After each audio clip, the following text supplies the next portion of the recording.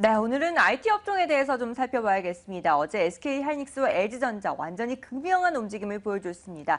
LG전자 같은 경우에는 장중에 15%대까지 급등세를 보여주기도 했는데 네. SK하이닉스는 결국 5%로 하락 마감했습니다. 왜 이런 분위기가 나타나는지 하나씩 짚어보도록 하죠. 네, 먼저 SK 하이닉스와 관련된 이슈부터 좀 보도록 하죠. 어제 칭화 유니그룹이 갖고 있는 웨스턴 디지털이 샌디스크를 인수할 것이다라는 설이 돌면서 급락을 했었는데 결국 인수에 성공을 했습니다. 이 같은 소식들이 오늘 나오면서 시장에서의 반응도 분명히 있었을 텐데요. 어떠한 반응이 나왔는지 확인해보고 그에 따른 전략도 확인해보도록 하겠습니다. MTN의 김종효 연구위원과 함께합니다. 위원님. 미국의 해당 종목들은 우리가 흔히 예상할 수 있는 피인수 기업과 인수 기업의 형태를 그대로 보여줬습니다. 그리고 실제로 업황도 또 그렇게 흘러가고 있죠. 웨스턴 디지털이 세계 최대 하드디스크 업체이긴 합니다만 최근에 누가 하드디스크 씁니까? 대부분 SSD로 교체하고 있는 상황이 있고요. 하드디스크의 그 영향력이 과거 대비해서 많이 줄어든 상황이죠. 그러니까 원래 주가가 좋을 리가 없습니다. 그런데다가 21조라는 돈을 칭화 유니그룹이 주었긴 했지만 어쨌든 쏟아붓는다고 하니까 준비된 그림을 보시면 오늘도 주가가 다시 급락하는 모습을 보이면서 힘을 전혀 쓰지 못하는 최근 시장의 움직임과는 전혀 관련이 없는 독자적인 하락 노선을 걷고 있다 이렇게 봐야 될 것 같습니다. 샌디스크는 반대죠. 오히려 이제 주가가 급등한다라고 봐야 되겠죠. 인수 가격의 추이까지 계속 올라갈 것으로 얘기가 되고 있고요. 다만 지금 주가 흐름을 보시면 두 번의 변곡점 중요한 갭이 나오는데 이런 갭과 함께 거래량이 증가하고 있는 모습이기 때문에 이런 뉴스는 어느 정도 미래에 좀 흘려진 것이 아닌가라고 생각될 정도로 최근에 거래의 급증과 함께 주가도 급등하고 있는 양상이죠. 추가적인 반등은 조금 더 있을 수도 있습니다. 왜냐하면 인수 가격 정도까지는 추가적인 반등이 있을 수 있는데 그 이상 더 오를지는 살펴봐야 될 것 같고요. 그러면 관련주라고 볼 수 있는 마이크론은 어제도 급락했고 오늘도 추가적인 하락세를 보이고 있거든요. 자, 그러면 칭화유니그룹이 마이크론을 포기하는 것인지, 그다음에 마이크론과 같은 이들 업체가 향후 이제 치킨 게임에 시달리는 것인지 이런 부분들에 대한 논의가 앞으로 우리가 얘기해야 될 중요한 이슈다라고 보여지고 있고요. 실제로 미국 시장의 반응을 보시면 이러한 유니그룹의 전반적인 반도체 업계 M&A에 대해서는 그렇게 고운 시선으로 보는 것 같지는 않다. 해당 종목인 지금 샌디스크 정도만 긍정적인 반응을 보여주고 있다. 이렇게 봐야 될 것 같습니다. 네, 칭화 유니그룹의 최대 주주인 웨스턴 디지털이 샌디스크를 인수한다라고 소식이 전해지면서 우리 시장도 긴장을 하고 있습니다. SK하이닉스 어쨌든 장기적으로 좀 더 지켜봐야 된다라고 말씀해 주셨지만 치명적일 것으로 파악되고 있는데요. 어제도 급락세를 시현했고 추가적으로 하락세를 또 시현할 가능성도 있을까요?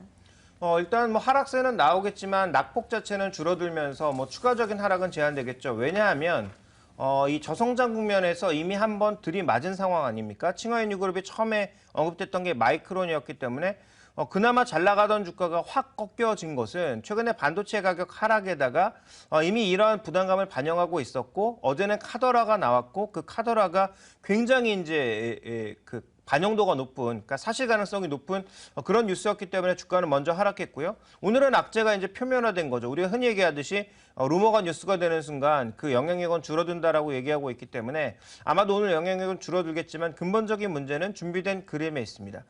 준비된 그림에서 보시면 글로벌 메모리 시장의 성장률이 마이너스 국면, 거의 제로 국면으로 가고 있다는 게 가장 큰 부담인 거죠. 그러니까 이게 금액으로 표시됐으니까 아마 이렇게 나올 텐데요. 실제로 수량은 조금 늘어나고 있지만 금액 자체가 계속 줄어들고 있는 가장 결정적인 이유는 다 아시는 것처럼 디램 스팟 가격과 고정 가격의 하락세가 아직도 멈추지 않고 있다. 멈춘다 했는데 멈추지 않고 있거든요. 그래서 확실하게 이게 바닥을 찍어주는 게 가장 선행돼야 되지 않나라고 보여주고 있고요.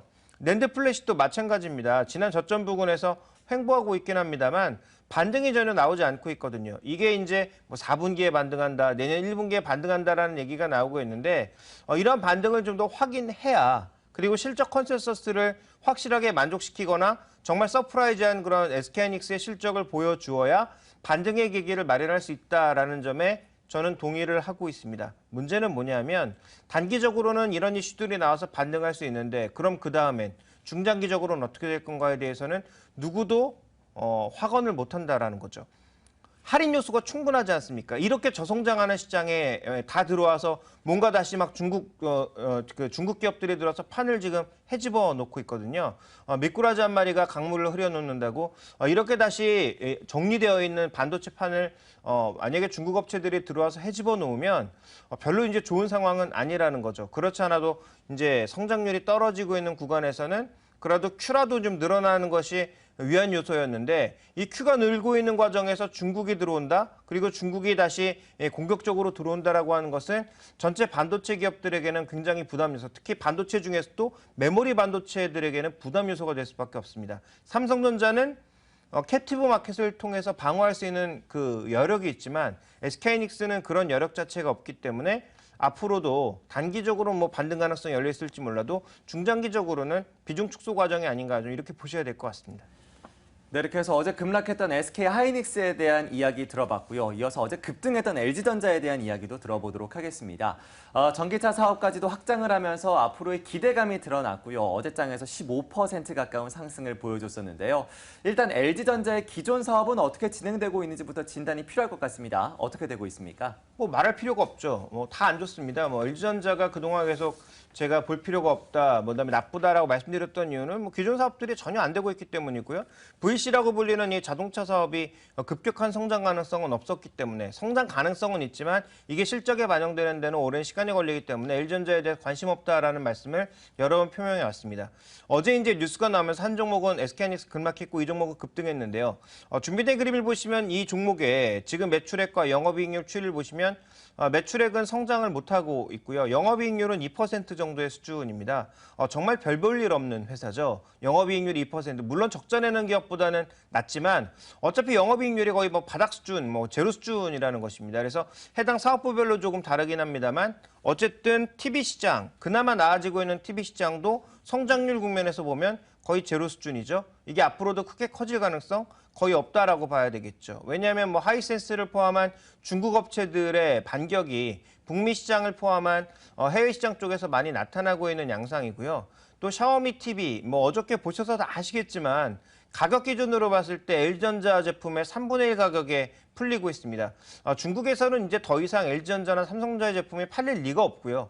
그리고 미국이나 이런 쪽에서는 샤오미 같은 제품들이 상대적으로 이제 진출을 하지 못하는 특허 문제 때문에 진출을 하지 못하는 상황이어서 부담감이 적은 것은 사실입니다만 성장 자체가 이머징 마켓에서 제한될 가능성은 충분히 있다. 이렇게 보셔야 될 것 같고요. 휴대폰 쪽 영업이익률 뭐 4분기에 반등한다라고 하는데 최근에 V10의 판매 추이를 보시면 가능성이 별로 없어 보입니다. 다만 Q는 좀 늘어날 가능성이 있는데 넥서스 OX가 아마 잘 팔릴 가능성이 있어서 Q는 좀 늘어나겠지만 이익률은 넥서스 OS 자체 가격이 워낙 낮아서 이제 이익률 자체 증가할 가능성은 없고요.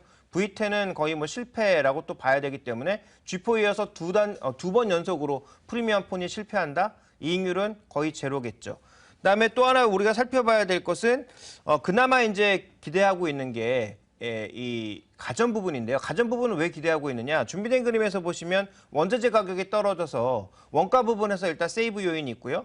그다음에 미국의 주택 시장이 여전히 좋으니까 홈 어플리케이션이라고 해서 홈 어플리케이션 내에는 가전 제품들이 굉장히 많이 포함이 되잖아요. 근데 여전히 미국 시장 내에서는 LG전자가 그래도 백색 가전은 거의 탑티어 수준이기 때문에 이런 부분에 있어서 어느 정도 그래도 호전 요소들이 있다라는 거죠. 그러니까 종합해 보면 여전히 별 볼 일 없는 가전 회사인데 향후 이제 성장의 그림 하나가 생겼다라는 거에 어저께 이제 그렇게 크게 주가가 반영을 했다. 이렇게 봐야 될 것 같습니다.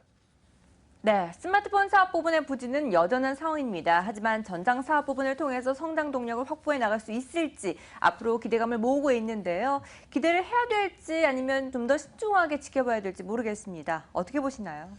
일단 뭐 단기간의 주가 반등은 조금 더 이어질 가능성이 있습니다. 그렇지만 우리가 과거 LG화학의 사례를 살펴볼 필요가 있는데요.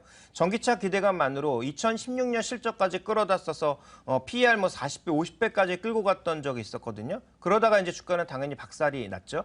근데 지금 이제 이 종목은 워낙 밸류에이션이 낮으니까 그런 형태로 가지는 않을 겁니다. 근데 가장 중요한 문제는 뭐냐면 준비된 그림을 보시면 순수 전기차의 지금 전망인데요. 이 전망이 맞을 가능성은 저는 없다라고 보고 있습니다만 어쨌든 이 전망치 지금 이 테이블을 놓고 보게 되면 주행거리별로 모든 숫자를 다 합쳐도 2020년 가야 350만 대 수준입니다.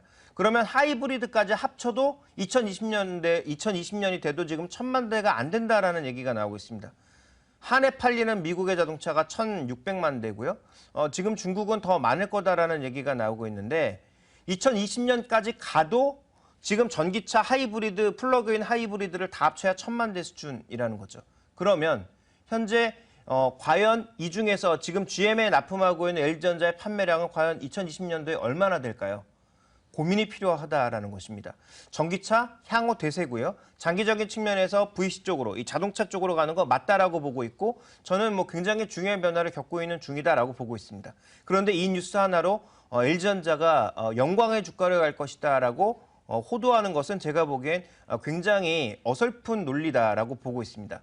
물론 이 주가라고 하는 게 꿈을 먹는 것이기 때문에 꿈만 보고 계속 달려갈 수도 있겠습니다만 저는 일단 전기차의 향후 판매량 이런 것들에 대한 좀 더 우리가 본질적인 분석이 필요할 것 같고요. 또 하나 더 중요한 것은 전기차가 지금 간다고 해서 기존의 구동계를 모두 버리고 관련된 기업들을 모두 버리고 갈 수 있느냐, 정유소들을 모두 버리고 갈 수 있느냐, 불가능하다라는 거죠. 그러면 최소한 정리하는데 몇 년이 필요하다라고 봐야 될 것 같고요.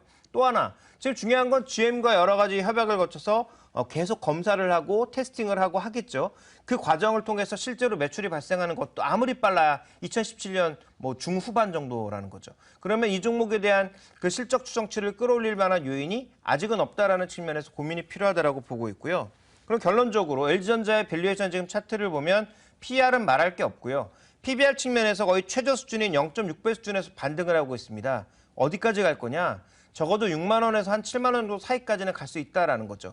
그럼 PBR 한 배 수준, 지금 삼성전자 영업이익률 10%를 올리는 삼성전자가 한 배에서 1.1배 수준에서 움직이고 있는데 영업이익률 2% 수준의 LG전자가 그 정도 8만 원 정도의 7만 원 정도 수준까지 갈 수 있다? 좀 불가능하다라고 보고 있거든요. 그러면 최대 한계는 아마 가봤자 한 7만 원 정도의 수준. 그렇다면 현재 주가가 5만 원 정도의 수준, 5만 원 중반 정도의 수준이니까 추가적인 반등 여력은 있다라고 봐야 되겠죠. 다만 뭐 추가적인 반등을 보인다고 하더라도 3분기 실적이 별로고 4분기 실적도 크게 개선 요인이 없다면 뭐 이 종목의 주가의 반등은 여전히 거기까지밖에 있을 수가 없는 거죠. 그래서 지금의 이슈가 분명히 장기적으로는 아주 중요한 뉴스고 아주 중요한 호재이긴 합니다만 그건 정말 초장기적으로 봤을 때 얘기다라고 저는 판단하고 있기 때문에 반등 시 비중 축소 의견을 말씀드리고 싶고요. 제가 보는 가격은 아마 PBR 기준으로는 0.8배에서 0.9배 정도의 수준, 그 정도면 굉장히 만족할 만한 수준이다 이렇게 판단하고 있습니다.